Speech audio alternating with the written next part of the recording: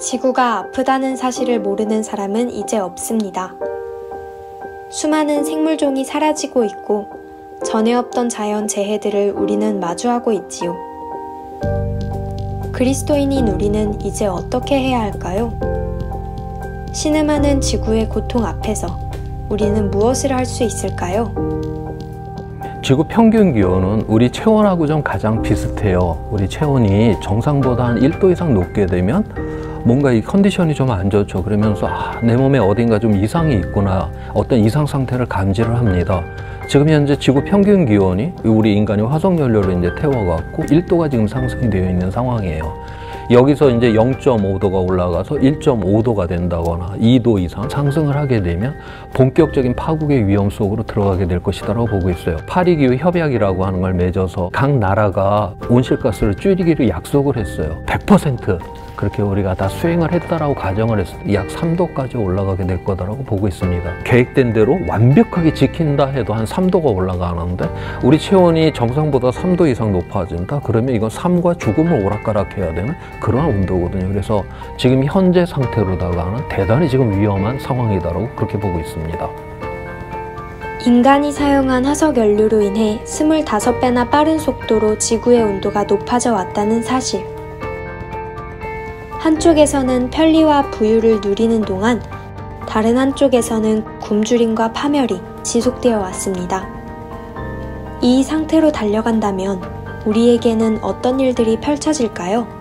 현재보다 1도 정도가 더 상승이 돼서 지구 평균 기온이 한 2도 이상 이제 올라가게 되면 현재보다는 한 10% 정도 식량 생산량이 줄어들게 될 것이다라고 그렇게 보고 있어요.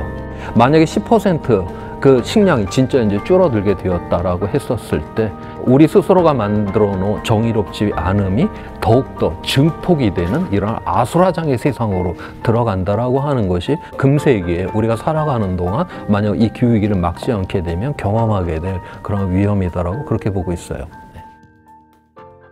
기후위기는 내가 받아들이고 싶지 않다고 해서 피할 수 있는 것이 아닙니다. 우리는 이미 기후위기의 한복판에 서 있습니다.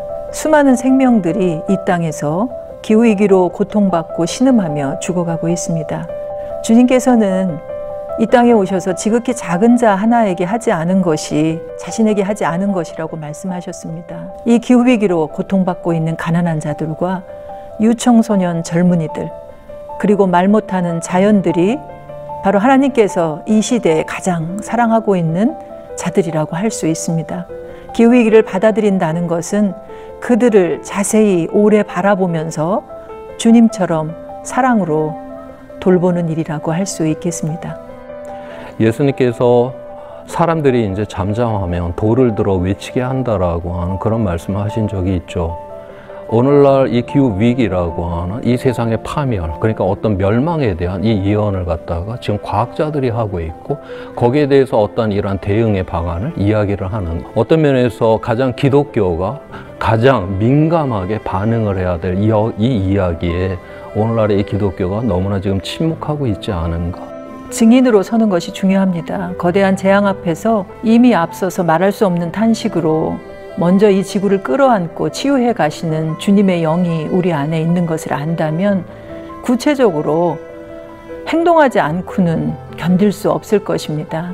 교회 안에서 성도들과 더불어 기후 이야기를 서로 증언하면서 지역 주민들과 더불어 에너지를 사용하고 직접 생산하는 것뿐만 아니라 교통수단도 바꾸고 또 지역 차원에서의 탄소 중립의 목표를 더 높이며 실질적으로 이루어가는 일들을 할 수 있으리라 생각합니다.